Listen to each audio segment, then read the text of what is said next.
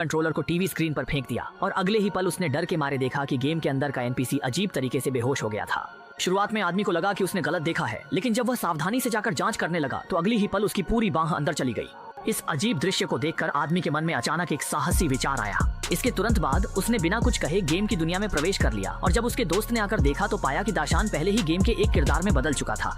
इसके बाद दाशान ने अपने दोस्त को भी अंदर आने के लिए कहा, लेकिन दोस्त ने उसे तुरंत बाहर आने के लिए कहा क्योंकि यह एक बहुत ही खतरनाक ज़ॉम्बी गेम था। लेकिन दाशान ने कोई परवाह नहीं की और कहा वह यहाँ जमकर मार काट करेगा। अचानक अगले ही पल एक ज़ॉम्बी उसकी ओर पागलों की तरह झपटने लगी। दाशान को पश्चिमोत्तर भेजा जाने वाला था। दोस्त ने जल्दी से कंट्रोलर उठाया और गेम के किरदार को उन ज़ॉम्बियों पर हमला करने के लिए चलाने लगा। जल्द ही उसके कुशल संचालन के तहत आसपास के सभी ज़ॉम्बी उसने समाप्त कर दिया। लेकिन जब दाशान बाहर आने वाला था तो उसे दोस्त का विरोध हुआ। दाशान की गर्दन में वायरस संक्रमित था और वह लौटता तो एक भयानक ज़ॉम्बी संकट पैदा हो जाता। उसने दाशान की विनती अनसुनी कर सीधे इस गेम को रोक दिया। उसने फौरन अपना मोबाइल निकाला और इस गेम की गोंग लियो देखने लगा। उसे पता चला कि केवल फर्स्ट एड किट ढूंढकर ही वायरस को साफ किया जा सकता है। इसके बाद उसने हेडफोन पहना, गेम के पात्र को नियंत्रित किया और दाशान के साथ मिलकर छिपे हुए फर्स्ट एड किट को खोजने की तैयारी की। जल्द ही वे गोंग लू के अनुसार एक ऐसी जगह पहुंचे जहां कोई ज़ॉम्बी नहीं था और कुछ समय तक खोजबीन करने के बाद उन्होंने वास्तव में फर्स्ट एड किट ढूंढ लिया। दाशान ने यह देखा और जल्दी से एक गहरी सांस ली। आश्चर्य हुआ कि संक्रमण के लक्षण सुधर गए। उसने फर्स्ट एड किट को वास्तविक दुनिया में फेंक दिया।